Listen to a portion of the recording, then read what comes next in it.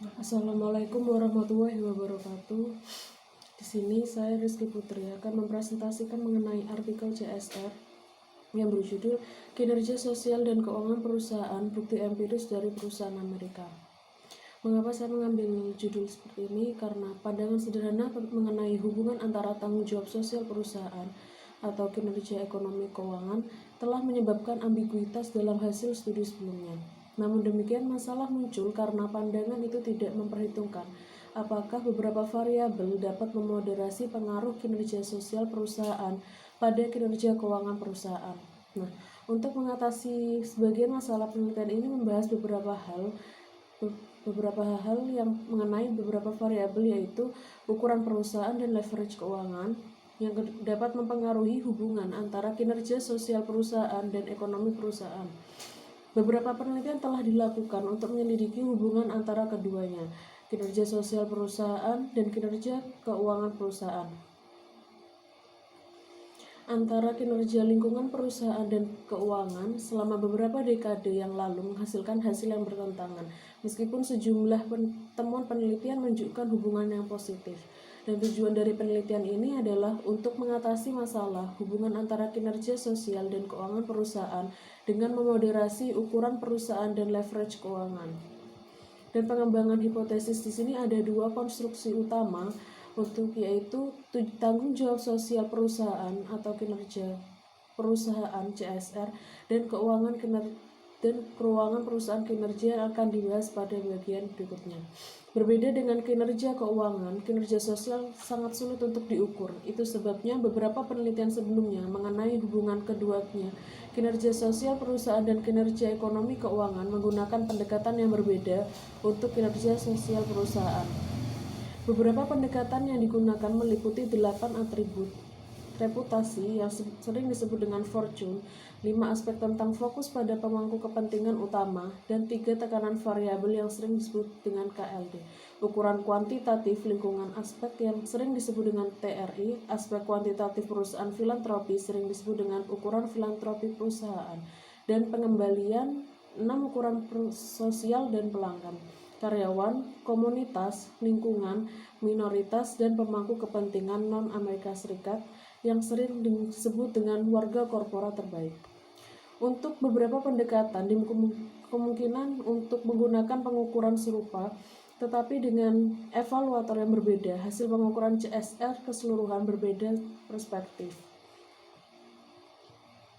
Penelitian ini saat ini menggunakan pendekatan pengukuran perusahaan tanggung jawab sosial CSR perusahaan seperti yang digunakan oleh Manohe dan Robert tahun 2002 yang menerapkan setiap komponen CSR untuk menentukan indeks CSR pengungkapan yang terkandung dalam CSR perusahaan kinerja keuangan. Data untuk penelitian ini adalah laporan tahunan perusahaan yang terdaftar di Bursa Efek New York atau NYSE yang dapat diperoleh melalui layanan laporan tahunan penyedia yang menyediakan akses online tahunan kepada laporan lebih dari 3.000 perusahaan yang terdaftar di New York Bursa Efek. Beberapa kriteria yang digunakan untuk memilih laporan tahunan. Yang pertama, mereka mewakili jenis industri, termasuk laporan keuangan lengkap tahun 2004-2026. Ukuran yang digunakan untuk mengukur variabel ini adalah ROA, Return on Asset, dan ROE, Return on Equity. ROA didefinisikan sebagai rasio bersih pendapatan setelah pajak terhadap total aset, dan ROE didefinisikan sebagai rasio dari laba bersih setelah pajak untuk saham yang beredar. Data ini diperoleh dari informasi yang diberikan oleh penyedia analis Morningstar melalui basis online. Ukuran perusahaan diukur dengan total aset, sebagaimana dinyatakan dalam keuangan pernyataan untuk perusahaan sampel. Leverage keuangan diukur dengan tingkat leverage keuangan atau DFL yang didefinisikan sebagai perubahan dalam penghasilan per saham atau EPS yang dihasilkan dari perubahan laba sebelum pajak dan bunga atau EBIT.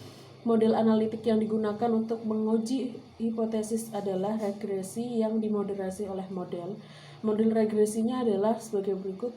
Y sama dengan beta 0 ditambah beta 1 X1 plus beta 2 X2 plus B3 X3 plus B4 X4 min B5, X1 kali X2 min B6, X1 kali X3, di mana Y merupakan kinerja keuangan perusahaan yang diukur dengan ROA atau ROE, sedangkan X1 merupakan tanggung jawab sosial perusahaan yang diukur dengan total indeks pengungkapan CSR ukuran perusahaan, dan X2 merupakan ukuran total aset yang dicatat di leverage keuangan, dan X3 merupakan rasio total utang jangka panjang terhadap total aset.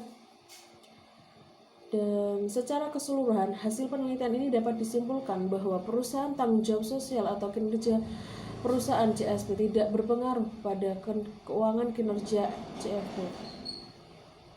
berdasarkan sumber daya yang kendur dan teori manajemen yang baik.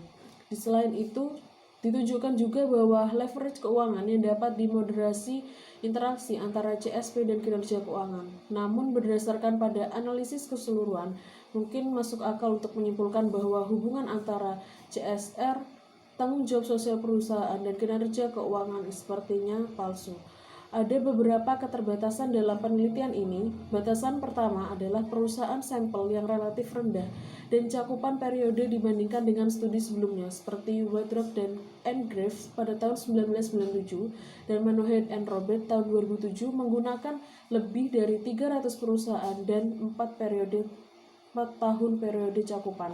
Cakupan periode ini penting karena karakteristik CSR dan kinerja keuangan adalah kebijaksanaan, yaitu CSR sebagai input dan keuangan kinerja sebagai output tidak memiliki hubungan langsung. Akibatnya ada kebutuhan jeda waktu untuk memahami hubungan ini. Terima kasih, sekian presentasi dari saya Rizky Putri. Wassalamualaikum warahmatullahi wabarakatuh.